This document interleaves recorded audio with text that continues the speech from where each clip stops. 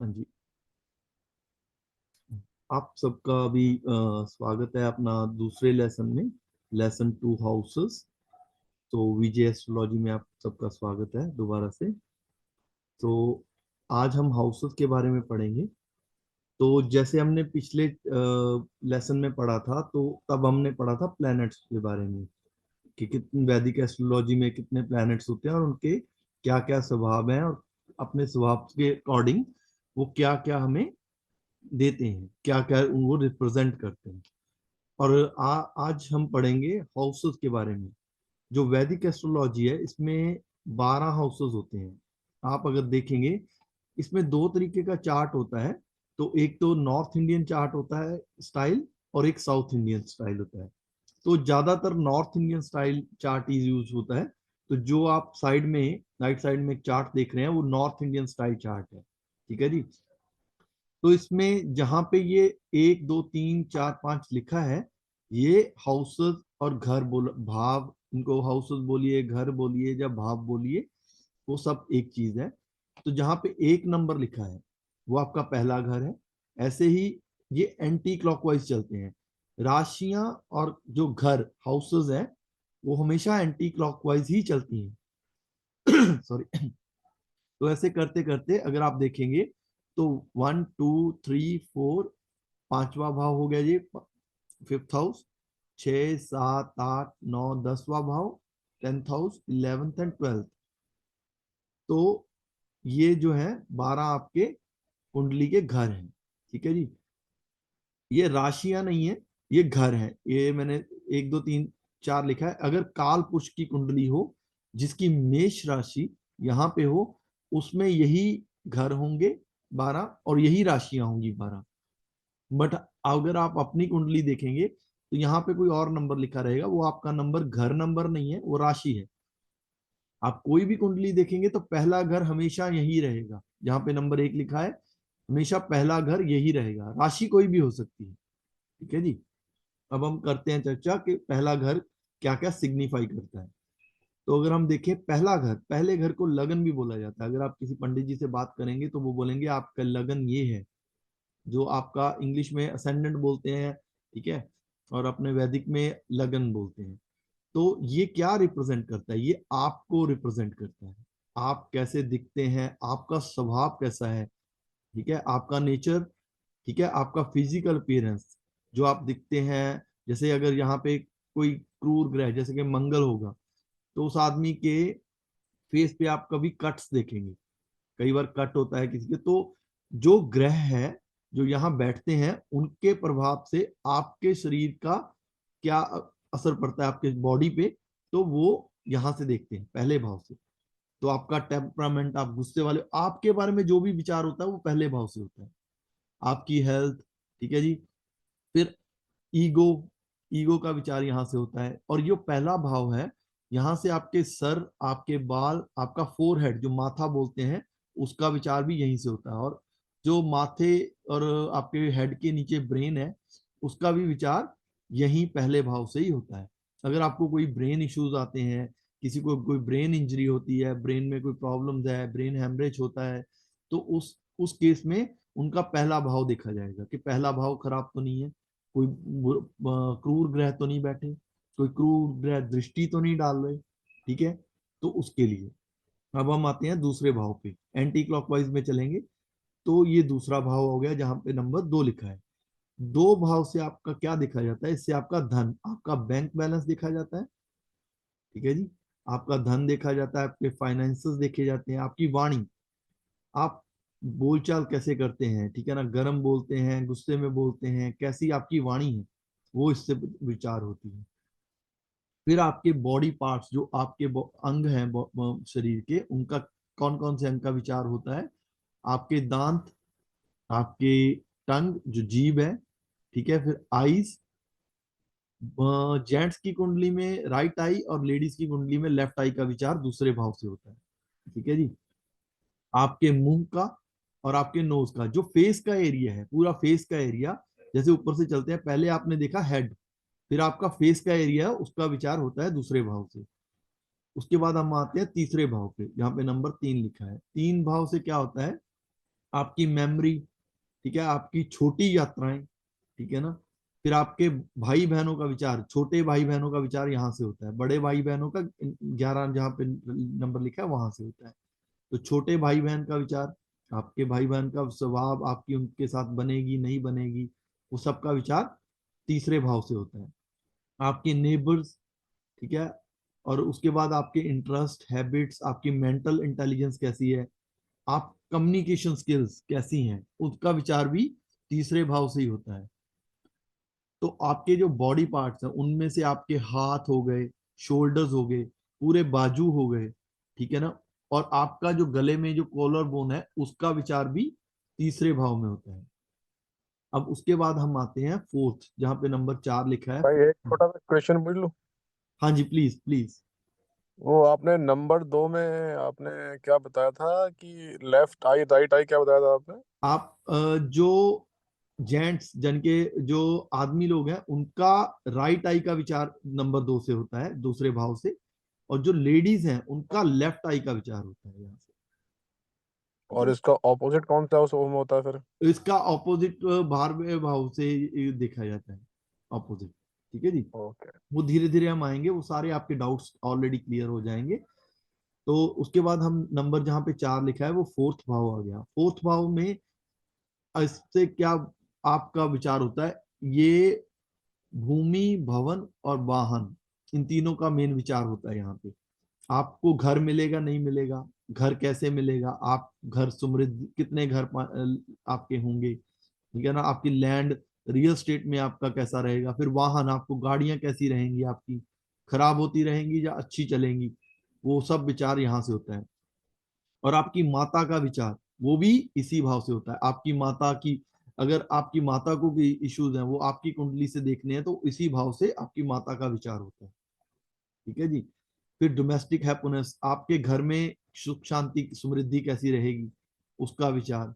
फिर शरीर के अंगों का जब हम देखते हैं तो स्टमक का, लेडीज में ब्रेस्ट का, ठीक है, डाइजेस्टिव सिस्टम का, चेस्ट, छाती, लंग्स का विचार चौथे भाव से होता है। जैसे किसी को लंग्स की प्रॉब्लम है, फैटी लीवर है, तो उनके चौथे भाव को हम देखते हैं, ठीक है जी।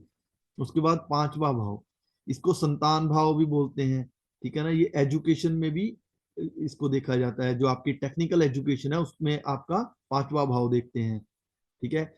और इसको हाउस ऑफ क्रिएटिविटी, आप कितने क्रिएटिव होंगे वो भी देखा जाता है यहाँ से। आपके बच्चों का सुख, ठीक है ना, वो भी यहीं से देखा जाता है। और रोमांस, लव मैरिज, ठीक है ना, आपका फॉर्चून के बारे में, गुड लक, ठीक है, वो सब चीज इसी से विचार होती है। उसके बाद आपका इससे जो बॉडी पार्ट्स हैं उसमें आपके दिल का, हार्ट का विचार होता है, अपर एंड मिडल बैक का, फिर स्टमक का, स्टमक के नीचे वाले एरिया का, और पेनक्रियाज और स्पाइन का विचार यहाँ से होता है। आप इन भाव से इसलिए बॉडी पार्ट्स का विचार करते हैं कि जब आपको कोई बॉडी के किसी पार्ट में प्रॉब्लम आती है तो हम देखते हैं कि वो भाव में क्या इश्यूज हैं, वो भाव को कोई क्रूर ग्रह बैठे हैं या क्रूर ग्रह दृष्टि डाल रहे हैं, या वो भाव खराब है, तो जो भी है उस भाव से इश्यूज होते हैं तो हम उनको रेमेडी करने की कोशिश करते हैं ताकि वो आपको बुरे फल नहीं मिले, मिले तो कम मिले, उनके जो इफेक्ट्स हैं उनमें कमी लाने के लिए हम रेमेडीज करते हैं। जो वैदिक एस्ट्रोलॉजी में रेमेडीज होती हैं वो उसी के लिए होती हैं। और उसके बाद आपका जो छठा भाव है उससे रोग, ऋण, शत्रु, इसका विचार होता है। रोग आपको जो डिजीजेस हैं, ठीक है, उनका, शत्रु मतलब आपके एनिमीज का विचार यहाँ से होता है। और ऋण, जो आप लोन लेते हैं कि घर लेने के लिए लोन, बिजनेस के लिए लोन, उन सब का विचार छठे भाव से होता है, ठीक है जी। तो इस, क्योंकि ये रोग का भाव है तो आपकी हेल्थ का भी इसी से विचार होगा कि हेल्थ कैसी रहेगी। और आपकी जिंदगी में जो छोटी बड़ी प्रॉब्लम्स आती हैं, ऑब्स्टेकल्स और डिफिकल्टीज, उनका विचार यहाँ से होता है। फिर आपकी वेस्ट, और उसके बाद लोअर एब्डोमिनल, किडनी, जो नाभि होती है आपकी, स्मॉल इंटेस्टाइन, और इन अपेंडिक्स, इन सब का विचार भी छठे भाव से होता है। उसके बाद जो आप लोग सबकी कुंडली में एक इंपॉर्टेंट भाव माना जाता है सेवंथ भाव। क्यों? क्योंकि ये आपके पार्टनर का भाव आ गया। हम अब नेक्स्ट स्लाइड पे चलेंगे। तो जो आपकी लेडीज के लिए हस्बैंड का और जेंट्स के लिए वाइफ का विचार सातवें भाव से किया जाता है। ठीक है जी। स्पाउस का, आपके पार्टनर का, आपकी बिजनेस की पार्टनरशिप्स का विचार भी इसी से होता है कि आपका बिजनेस सक्सेसफुल रहेगा नहीं रहेगा। लव का, रोमांस का, सेक्सुअलिटी का, फिर बॉडी पार्ट्स में किडनीज का, लेडीज में ओवरीज होती हैं, ओवरीज का, तो लोअर बैक का, तो इन सब चीजों का विचार सातवें भाव से होता है। फिर आते हैं हम जहां नंबर 8 लिखा है, आठवां भाव, इसे पताल भी कहा जाता है। अगर आप देखें तो ये 6 और 8 नंबर, ये सबसे कुंडली के नीचे के स्थान है। ठीक है जी। तो ये दोनों, इनको पताल भाव, 8 नंबर को पताल भाव भी किया बोला जाता है, क्योंकि ये आपकी मृत्यु का स्थान है। ठीक है। आपकी एज, लॉन्गेविटी, उस चीजों का विचार होता है आपका। ठीक है। ये लॉटरी में भी आपको, लॉटरी में अगर आप देखना है तो आप 5वां भाव और ये क्या कहते हैं, 8वां भाव देखते हैं लॉटरी में विनिंग्स का। फिर आपके एक्सीडेंट, सडन लॉसेस, गेन्स, और ये मिस्ट्रीज का भाव है। अगर किसी का ये भाव स्ट्रांग हो तो वो तांत्रिक विद्याओं में भी निपुण हो सकते हैं। ठीक है। वो ऐसी चीजें सीख सकते हैं, उनमें सिद्धियां प्राप्त कर सकते हैं। ठीक है। फिर डिप्रेशन, इसमें आपको अगर किसी को डिप्रेशन होता है उसका भी विचार यहाँ से होता है। अगर सप्तम का स्वामी यहाँ अष्टम में जाए तो डिप्रेशन देता है। तो ये सारी चीजें हम धीरे धीरे सीखेंगे कि कौन सा स्वामी किस भाव का स्वामी कौन है। तो उसके बाद इससे आपके सेक्स ऑर्गन्स का, पेल्विक बोन्स का, उन सब चीजों का विचार इससे होता है। ठीक है जी। अब इसके बाद जहां नंबर 9 लिखा है उसका भी देखते हैं हम। नंबर 9 को आपका भाग्य स्थान बोला जाता है। तो आपका भाग्य कैसा है, और ये जिंदगी में जो बड़ी यात्राएं करते हैं, आपका फॉरेन ट्रेवल्स यहाँ से देखते हैं। ठीक है जी। आप फॉरेन ट्रेवल्स करते हैं, फॉरेन सेटलमेंट, वो भी यहाँ से देखा जाता है। ठीक है। इमिग्रेशन के जो भी वो हैं। उसके बाद आपके कर्म धर्म के काम, वो भी यहाँ से देखा जाता है। ठीक है। और ये इसको हाउस ऑफ लक, जैसे मैंने बताया कि इसको कर्म, सॉरी, इसको आपका हाउस ऑफ लक बोलते हैं। ठीक है ना। फॉर्चून का भाव है ये। फिर बॉडी पार्ट्स में ये thigh, thigh bones, bone marrow, legs का, लेफ्ट लेग का, आर्टरी सिस्टम्स का, उन चीजों का विचार यहाँ से होता है। और उसके बाद आता है नंबर 10, जहां पे 10 नंबर लिखा है वो आपका 10वां भाव हो गया, 10वां हाउस। ठीक है जी। 10वां हाउस कौन सा होता है आपका? कर्म का। कर्म मतलब आपकी जॉब का, आपके प्रोफेशन का, आप काम क्या करते हैं उसका। ठीक है जी। उसका विचार 10वें भाव से होता है। आप किस, क्या काम आपको अच्छा रहेगा उसका विचार। ठीक है ना। अगर आप पूछना चाह रहे हैं कि कौन सा काम आपके लिए अच्छा रहेगा, तो उसके लिए हम 10वां भाव देखते हैं। और उससे आपका जो रेपुटेशन है, अगर इसमें सन बैठा हो तो बहुत अच्छा है। ठीक है ना। सूर्य अगर ग्रह अगर 10वें भाव में बैठा हो तो आपको मान सम्मान मिलता है बहुत जिंदगी में। ठीक है जी। इसमें आपका नीज का, नी कैप का, बोन्स का, जॉइंट्स का विचार भी यहीं से होता है। इसके बाद नंबर जहाँ पे 11 लिखा है वो आपका लाभ भाव है। लाभ भाव यहाँ पे एक छोटा सा सूत्र मैं आप बता रहा हूँ आपको, कि जो 10, जहाँ पे नंबर 10 और नंबर 11 लिखा है, कितने भी ग्रह इन दोनों भाव में हो, जितने ज्यादा ग्रह हो उतना अच्छा है। ठीक है जी। इन दोनों भाव में जितने ज्यादा ग्रह हो उतना अच्छा है, क्योंकि जितने ज्यादा ग्रह कर्म स्थान में होंगे उतने उतने तरीके से आप काम कर सकते हो, उतने प्लैनेट्स की मदद आपको मिलेगी। और लाभ में भी वही स्थिति है कि जितने भी प्लैनेट्स ज्यादा होंगे उतने प्लैनेट्स की तरीके की हेल्प से आपको लाभ मिलेगा। ठीक है जी। तो लाभ भाव में भी जितने प्लैनेट्स ज्यादा हो उतना अच्छा है। तो यहाँ पे 11 ये लाभ गेन्स का भाव है, वेल्थ, इनकम, क्योंकि कर्म है, जो कर्म है कर्म के बाद ही आपको लाभ मिलता है। तो ये इसीलिए कर्म के बाद लाभ स्थान आता है। ठीक है जी। आपके बड़े भाई बहनों का विचार यहाँ से होता है। आपकी एड़ी, एड़ी राइट लेग, जो एड़ी के ऊपर का पोर्शन है उसका। ठीक है ना। फिर दाया, दाया कान, लेफ्ट ईयर का विचार, लेफ्ट आर्म का विचार यहाँ से होता है। फिर आते हैं जहाँ पे नंबर 12 लिखा है। 12 नंबर आपका हुआ 12वां भाव। अब 12वां भाव से आपका व्यय, मतलब आपका खर्चा, जो आप खर्चा करते हो, एक्सपेंसेस, उनका विचार यहाँ से होता है। कि ठीक है ना। और अगर आप मोक्ष प्राप्त करते हो, मोक्ष, उसका विचार आपका बेडरूम है ही। ठीक है जी। आपका बेडरूम का विचार यहाँ से होता है कि आपको कितना सुख रहेगा उन चीजों में, तो वो भी विचार यहाँ से होता है। इमोशंस का विचार है आपका इससे। और ये पाँव और पाँव के तल्ले का विचार इस भाव से होता है। ये 12 भाव हैं और हमने पढ़ा कि इनका किस भाव से क्या चीज विचारणीय है। ठीक है जी। अब हम आगे बढ़ते हैं इसमें। पहले हम यहाँ तक कोई क्वेश्चंस ले लेते हैं। आपका कोई क्वेश्चंस है? हेलो नहीं sir, all good, thank you. Anuj ji. नहीं नहीं, all good, all good, all good.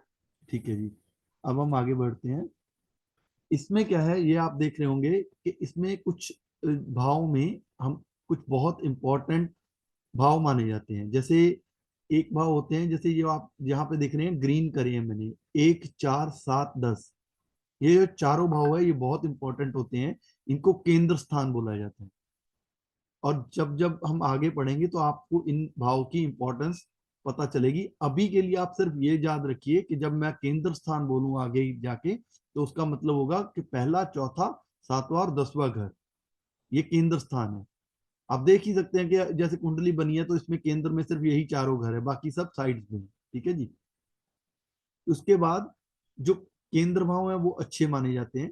फिर आते हैं कारक भाव या त्रिकोण। त्रिकोण में क्या आते हैं? नंबर 1, नंबर 5 और नंबर 9। अगर आप देखें ट्रायंगल बना रहे हैं, ट्रायंगल और त्रिकोण दोनों एक चीज है। तो ये ट्रायंगल बना रहे हैं। त्रिकोण कुंडली के सबसे अच्छे भाव ये हैं, सबसे अच्छे भाव, सबसे कारक भाव इन्हीं को बोला जाता है, 1 5 और 9। ठीक है जी। ये भाव में स्वामी और ये भाव में बैठे ग्रह हमें अच्छा फल देते हैं। ठीक है, इसीलिए इनको त्रिकोण की संज्ञा मिली है। अब हम आते हैं मार्क भाव पे। नंबर 2 और नंबर 7 इनको मार्क भाव बोला जाता है। मार्क भाव, सॉरी, तो ये क्या है? ये आपको बुरा फल देते हैं, 2 नंबर और 7 नंबर। तो किसी की कुंडली में भी अगर 2 नंबर और 7 नंबर में कम ग्रह हो या ना ग्रह नहीं हो ग्रह, तो अच्छी बात है। ठीक है जी। तो मार्क भाव बोला जाता है 2 और 7 को। उसके बाद क्रूर हाउस, नंबर 3 6 और 11, ये भी, इन तीनों को क्रूर हाउस बोला जाता है। क्रूर हाउस मतलब जब भी हम वैदिक एस्ट्रोलॉजी में क्रूर बोलते हैं तो क्रूर का मतलब ये नहीं होता कि वो गलत है या पाप है या कुछ और प्रॉब्लम है। क्रूर का मतलब है कि वो आपको फल देंगे, हार्ड वर्क आपसे करवाएंगे। ठीक है जी। आपसे मेहनत करवा के आपको फल देंगे और अपना फल पूरा देंगे। अगर आप मेहनत में कोताही बरतेंगे तो आपको फल, फिर वो, अगर आपने कोई गलत काम किया तो वो न्याय भी करेंगे उसमें। ठीक है जी। तो जैसे वही हमने पिछले चैप्टर में पढ़ा था कि कौन से पाप ग्रह हैं, तो पाप ग्रह और क्रूर ग्रह सेम चीज है। यहाँ पे क्रूर हाउसेस आ गए। फिर उसके बाद मेलेफिक और बैड हाउसेस, 6 8 12 इनको बोला जाता है। यहाँ पे रेड आप देख रहे हैं, ये तीनों हाउस 6 8 12 को मेलेफिक हाउस बोला जाता है। अभी जब हम पढ़ रहे थे तो हमने देखा था 6 भाव क्या है, तो ये आपका रोग ऋण शत्रु है। ठीक है। 8 भाव क्या है? मृत्यु का भाव, डेथ का भाव है। और 12वां भाव क्या है? आपके जो खर्चे हैं। ठीक है, व्यय खर्चे का स्थान है ये।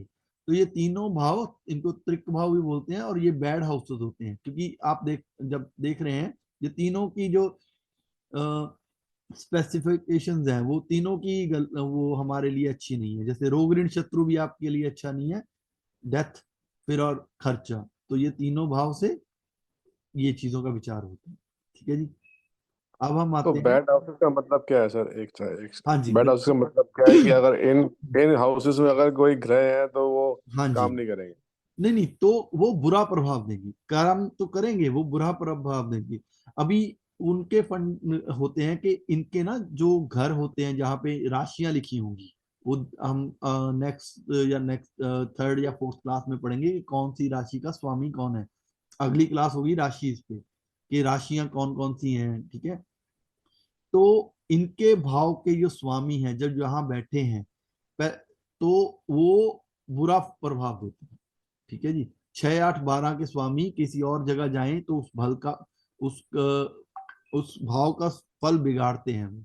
मान लीजिए 6 नंबर का स्वामी अब 5 नंबर में गया, तो 6 का स्वामी 5 में गया तो आपके संतान को इश्यूज प्रॉब्लम देगा। ठीक है। ऐसे होता है, इसलिए इनको बैड हाउसेस कहा जाता है। ठीक है जी।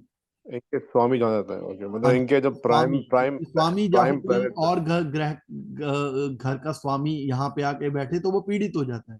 6 8 12 में जाता है, मान लीजिए यहाँ 1 नंबर ही मान लेते हैं हम। 1 नंबर का स्वामी क्या है, मैं आपको एग्जांपल दे रहा हूँ, अभी वो आपको नहीं पता है कि जैसे हम पढ़ रहे हैं तो अभी हम उस तक नहीं पहुंचे।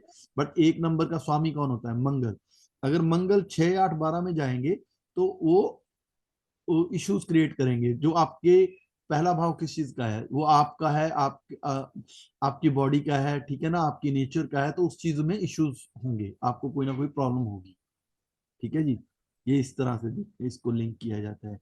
अभी हाँ जी, अभी हम आते हैं नेक्स्ट स्लाइड पे। ये है हाउसेस, 12 के 12 हाउसेस और उनके कारक। कारक कौन है, जैसे किसी भी हाउस का फल निकालते हैं, जैसे हमने पहले घर का ही फल निकालना है फॉर एग्जांपल, तो उससे कैसा कैसे निकालते हैं कि पहले तो उस भाव में, उस हाउस में कौन कौन से ग्रह बैठे हैं, अच्छे हैं, बुरे हैं, पाप ग्रह हैं, क्रूर ग्रह हैं, क्या क्या उनकी अपनी नेचर है ग्रह की। फिर दूसरा हम देखते हैं कि उस ग्रह पे दृष्टि उस ग्रह का स्वामी, जो उसमें राशि लिखी है उसका स्वामी, उस हाउस का स्वामी वो किस कंडीशन में है। वो 6 8 12 में तो नहीं गया, वो पाप से दृष्ट तो नहीं है, ये पहला हाउस है वो पाप से दृष्ट तो नहीं है। वो सारी चीजें देखी जाती हैं। फिर तीसरी चीज इंपॉर्टेंट है कि उस भाव का कारक, उसकी स्थिति क्या है। अगर कारक सही स्थिति में है तो वो अच्छा फल देता है। अब हम देखेंगे कि कौन से भाव का कौन कारक है। जैसे पहला हाउस है, ठीक है, पहला हाउस है ये लगन। लगन का कारक कौन है, सूर्य, सन। सन लगन का कारक है। फिर जो दूसरा हाउस है वो क्या है, धन भाव। धन के कारक कौन है, जुपिटर, गुरु। अगर जुपिटर गुरु आपकी कुंडली में अच्छे हैं तो आपको धन की प्राप्ति होगी, आपका अच्छा बैंक बैलेंस होगा। ऐसे ऐसे स्टडी किया जाता है। क्या इस चीजों को लिंक करके हम देखेंगे कि अगर दूसरे घर में कोई ग्रह नहीं है, दूसरे का स्वामी है जो, वो अच्छी कंडीशन में है। फिर तीसरी चीज हम देखेंगे कि उसका कारक कौन है। कारक कौन है, जुपिटर, फैमिली और वेल्थ में। ये आपके कुटुंब का भाव भी है, जैसे आपके चाचा ताऊ, ठीक है, आपके जो सगे संबंधी हैं, कुटुंब है आपका, वो जो परिवार से एक्सटेंडेड फैमिली बोलते हैं ना, उनका भाव भी यही है। तो जुपिटर का, अगर जुपिटर अच्छे होंगे तो उन सब चीजों में अच्छा मिलेगा आपको फल। आपका बैंक बैलेंस अच्छा होगा, आपके कुटुंब के जो लोग हैं वो आपके साथ अच्छे रहेंगे, आपके साथ गलत नहीं करेंगे, आपको धोखा नहीं देंगे। ठीक है, वो सारी चीजें। अब हम तीसरा हाउस देखते हैं। तीसरा हाउस क्या, सर आया नहीं समझ में। ओके। सर समझ में नहीं आया कारक क्या होता है। कारक क्या है कि जैसे हर एक भाव को एक कोई कोई ग्रह उसको उसका फल देते हैं। जैसे दूसरा भाव क्या है, धन का है, ठीक है, हमने यहाँ पढ़ा था। अब मैं थोड़ा 2 स्लाइड पीछे जाता हूँ। तो यहाँ हम देखेंगे दूसरा भाव नंबर 2, यहाँ पे क्या है, अगर आप इधर देखें, धन, प्रोफेशन, कुटुंब का, वाणी का, ठीक है ना, और ये आपके बॉडी पार्ट्स का ये एक भाव है। अब इसका फल निकालना है हमें कि जो आपका धन है, आप बैंक बैलेंस बचा पाएंगे कि नहीं, पैसे बचा पाएंगे कि नहीं, वो हमें निकालना है। जब हम वो निकालना चाहेंगे तो उसका प्रोसीजर क्या है, उसका प्रोसीजर है कि इस भाव में कौन से ग्रह बैठे हैं, पहले उसको देखते हैं। फिर दूसरा, उसका स्वामी वो कहाँ बैठा है और उसकी कंडीशन क्या है वो देखते हैं। और तीसरा जो हम अभी स्टडी कर रहे हैं वो है तो कारक। ओवरऑल ओवरऑल अगर मैं हाँ जी, बोलिए सर। नहीं नहीं मैं समझ गया। मैं सॉरी, मेरा क्वेश्चन था कि वो जुपिटर, जैसे आप सेकंड की बात कर रहे हो, तो जुपिटर उसमें होगा या किसी और में भी होगा, प्लस उसकी क्या कंडीशन है, हाँ जी, और सेकंड हाउस में क्या बैठा है उस टाइम पे, हाँ जी। अभी इस वो दोनों चीजें कारक जाननी है है, मुझे। कारक क्या है कि कोई कोई ग्रह आपको कोई कोई चीज प्रदान करते हैं, ठीक है ना। जैसे जुपिटर है, तो जुपिटर जो धन के जो गुरु हैं, वो धन को प्रदान करते हैं। हमारी कुंडली में जो धन है उसके स्वामी कौन है, उसके कारक कौन है, जुपिटर है। अगर गुरु आपकी कुंडली में अच्छा होगा तो आप बैंक बैलेंस अच्छा सेव कर पाएंगे। अगर गुरु, मान लीजिए 6 8 12, अभी हमने पढ़ा बैड हाउस है, जुपिटर 6 8 12 में नहीं है, ठीक है, जुपिटर पे कोई पाप ग्रह की दृष्टि नहीं है, ठीक है, और जुपिटर किसी और तरह से पीड़ित नहीं है, ठीक है, नीच का नहीं है, अस्त नहीं है, वो सारे कॉन्सेप्ट हैं, हम धीरे धीरे पढ़ेंगे नीच क्या होता है, अस्त क्या होता है। आप ये बोल रहे हो कि जुपिटर अगर सेकंड हाउस में होगा तो फैमिली एंड वेल्थ है? नहीं नहीं नहीं नहीं, वो नहीं, आप वो गलत तरीके से सोच रहे हैं। जुपिटर किसी भी घर में होगा, वो अच्छी कंडीशन में हो, जुपिटर पीड़ित नहीं होना चाहिए। पीड़ित कैसे होता है ग्रह, ग्रह पीड़ित होते हैं जब वो नीच के हों। वो अभी आप सिर्फ अभी तो इसको फिर कारक क्या हुआ फिर? हाँ मैं वही समझा रहा हूँ कि अभी आप सिर्फ इस चीज को लेके चलिए कि आपको ये पता होना चाहिए कि कौन से भाव का कारक कौन है। कारक मतलब जो उस ग्रह का फल देता है, ठीक है जी। आपको पैसा चाहिए, पैसा कौन देगा आपको, आप आपको सेकंड एजुकेशन, हाउस देगा ये आपको बोल। बच्चे, जैसे पांचवा भाव है, आपको बच्चे चाहिए, संतान प्राप्ति, ठीक है ना, संतान चाहिए, तो संतान के लिए हम किसको देखेंगे, जुपिटर अगर अच्छा है तो संतान की प्राप्ति होएगी, ठीक है ना। वो जरूरी नहीं है वो यहाँ बैठे, वो जरूरी नहीं फिफ्थ है हाउस। जुपिटर इस भाव में होना चाहिए। जुपिटर कहीं भी बैठा हो बट उसकी कंडीशन अच्छी हो। जुपिटर जो है वो, उसकी कंडीशन कैसे होती है वो हम आगे क्लासेस जब जैसे जैसे हम लेसन पढ़ते जाएंगे ना, तो वो आपको क्लियर होता जाएगा कि वो पीड़ित है नहीं है। जैसे कोई ग्रह पीड़ित है, जैसे मैंने आपको पिछली क्लास में बताया था जतिन जी, कि अगर चंद्रमा सूर्य के साथ हो जाए तो अमावस्या दोष लग जाता है, वो पीड़ित हो जाता है, उसकी अपनी रोशनी चली जाती है, उसका बल चला जाता है, उसका बल चला जाता है जब चंद्रमा सूर्य के समीप आता है, ठीक है जी। जैसे अमावस्या को क्या है, आप आकाश मंडल में चंद्रमा देख ही नहीं पाते हैं, तो मतलब उसमें बल नहीं है। जब वो बल नहीं है तो चंद्रमा किस भाव का कारक है, आप देखिए यहाँ पे फोर्थ हाउस का कारक चंद्रमा है, चंद्रमा से माता का विचार किया जाता है, तो आपकी माता को कष्ट देगा वो। अगर चंद्रमा में बल नहीं है तो वो आपकी माता के लिए अच्छा नहीं है, ठीक है जी। तो ये ऐसे हम रिलेट करते हैं चीजों को। वो आप अभी के लिए सिर्फ इस क्लास में आप यही देखिए कि कौन से भाव का कारक तो कौन फिर है। सर कारक की डेफिनेशन क्या हुई? कारक की डेफिनेशन मैंने वही बताया कि कारक उस भाव के फल देने वाले को बोला जाता है, कि भाव का फल कौन देगा। जैसे मैंने आपको अच्छा, बताया कि तो तीन सेकंड चीज। हाउस का फल जो है जुपिटर देगा? हाँ जी, सेकंड हाउस का फल जो है वो जुपिटर देगा। जुपिटर अच्छा होगा तो आप बैंक बैलेंस, अभी आप इसको ऐसा देखिए कि अगर जुपिटर की कंडीशन, कंडीशन में अभी आपको धीरे धीरे आपको क्लियर करूंगा आगे की क्लासेस में कि जुपिटर की कंडीशन कैसे देखते हैं, वो अच्छा है या बुरा है आपकी ठीक। कुंडली में, वो बाद में देखा जाएगा।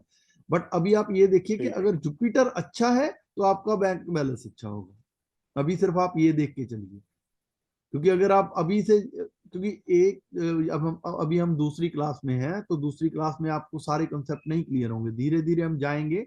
जब आपको कंडीशन पता चलेगी कि जुपिटर कैसा है आपकी कुंडली में, मंगल कैसा है, ठीक है, सूर्य कैसा है, तो सबकी कंडीशन जब हमें पता चलेगी तब हम देखेंगे कि हाँ भाई ये अच्छा है या बुरा है हमारी कुंडली के लिए।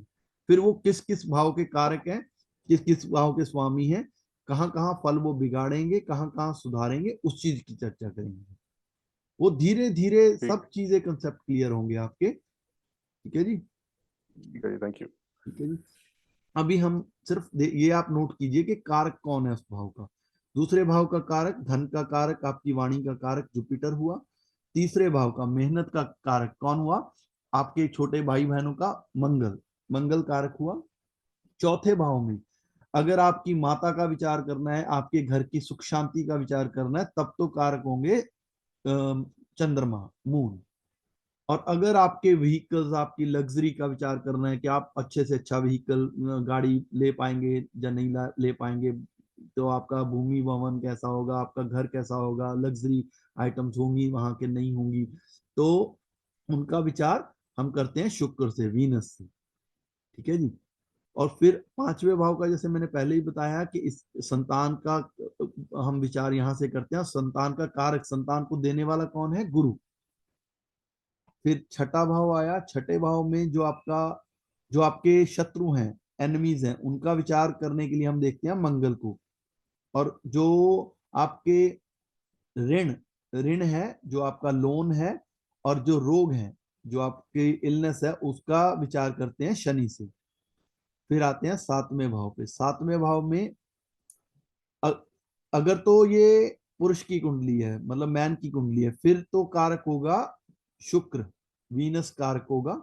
अगर ये लेडी की कुंडली है, औरत की कुंडली है, तो उसके केस में कारक कौन होगा? जुपिटर। जुपिटर मेल स्पाउस देता है और वीनस फीमेल स्पाउस देता है। ठीक है जी। अब 8वें भाव में आते हैं। 8वां भाव का कारक कौन हुआ? सैटर्न, जो आपको एज, आपका एज का भाव है, आपकी डेथ का भाव है, उसका कारक है शनि। फिर आते हैं 9वें भाव पे। 9वें भाव का कारक कौन है? गुरु। जो गुरु है और सूर्य, ये दोनों कारक हैं।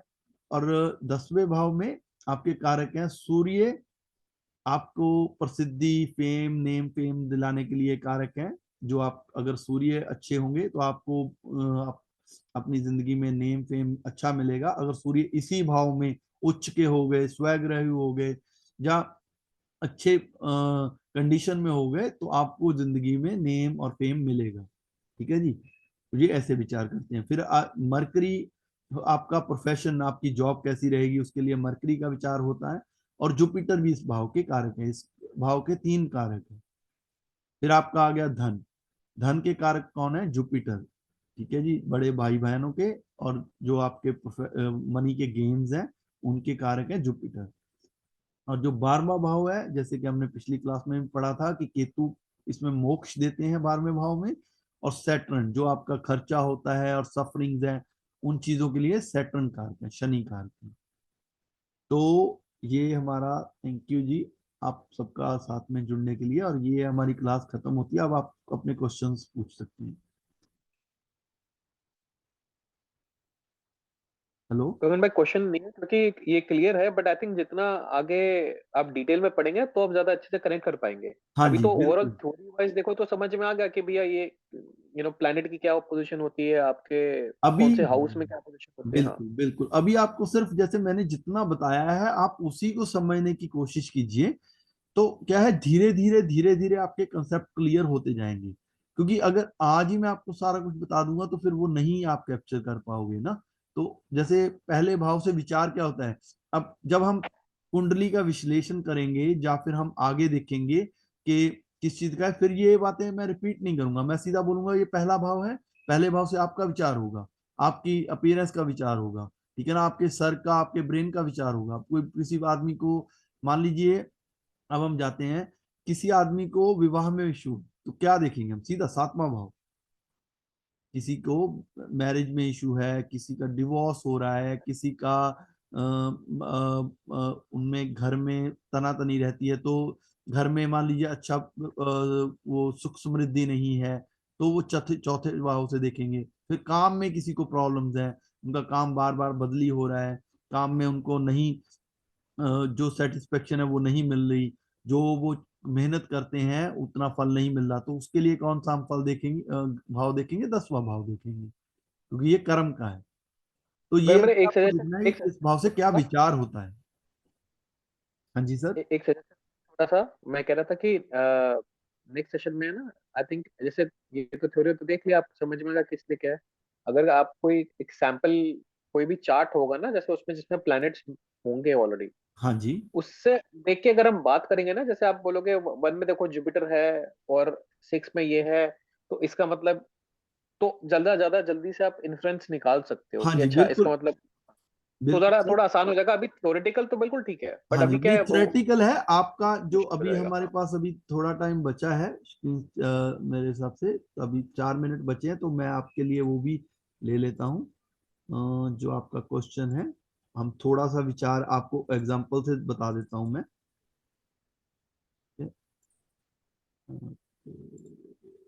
आप आप ये नई स्क्रीन देख पा रहे हैं यहाँ पे? नहीं अच्छा, नहीं देख पा रहे? नहीं यहाँ नहीं पे अभी नहीं। कुंडली एक दिख रही है, लगन चलित बोल के, नहीं?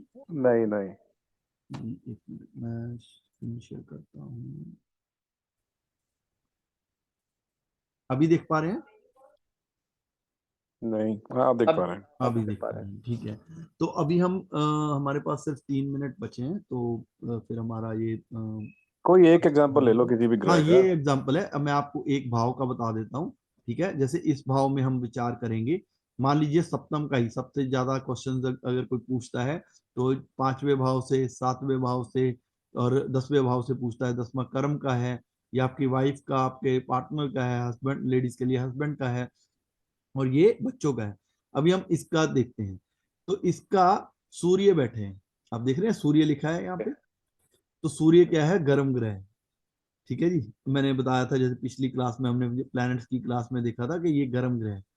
फिर ये मंगल है, मैंने ये भी बताया था कि हर ग्रह की सातवीं दृष्टि है, जहां वो बैठा है वहां तो इफेक्ट डालेगा, लेकिन उससे सातवें घर में भी इफेक्ट डालेगा। सातवां हमेशा 180 डिग्री होता है, यहाँ का 180 होगा ये, जहाँ पे हम्म। 2 लिखा है वहां का 188 है, एक का 7 है, और ऐसे ही ठीक है। 9 के सामने क्या है, 3।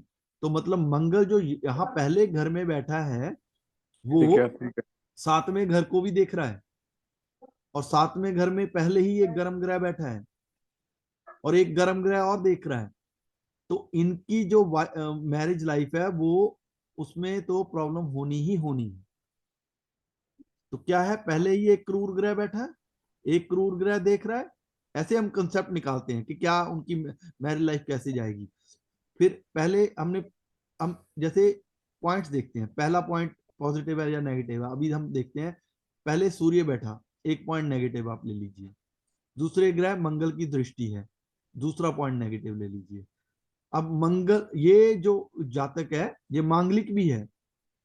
देखिए 12वें भाव में, पहले भाव में, चौथे भाव में, 7वें भाव में और 8वें भाव में अगर मंगल लिखा है तो आप मांगलिक हैं। ये देखिए, ये एक ऐसे ट्रायंगल टाइप बनेगा। देख रहे हैं मेरा एरो, देख हम्म। रहे हैं कैसे मूव कर रहा है, हाँ, हाँ जी, हाँ। हाँ जी। देख रहे हैं। इन भाव में अगर मंगल बैठा है, यहाँ पे 8 लिखा है, जहाँ पे 9 लिखा है, जहाँ पे 12 लिखा है, यहाँ पे 3 एंड 4 लिखा है, यहाँ पे अगर मंगल बैठा है तो आप मांगलिक हैं।